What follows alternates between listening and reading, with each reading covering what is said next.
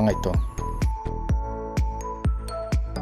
Droney, ito yung nasa harapan mo lang at habang papalayo siya ay pataas naman siya ng pataas para makakuha siya ng magandang kuha na video sa'yo. Rocket, ito yung nasa top view mo at habang tumataas siya ay nakakuha siya ng magandang video sa'yo na parang eagle eye. Ito rin ay isang magandang mode dito sa DJI Mavic.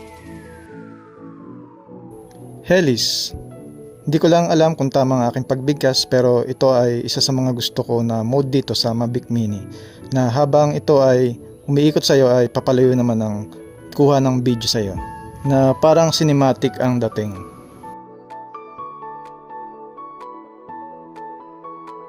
At syempre, circle, ito ay gustong gusto rin ng mga karamihan na dahil nakakuha sila ng magandang shot habang sila ay nasa isang beach o isang magagandang lugar dito sa island.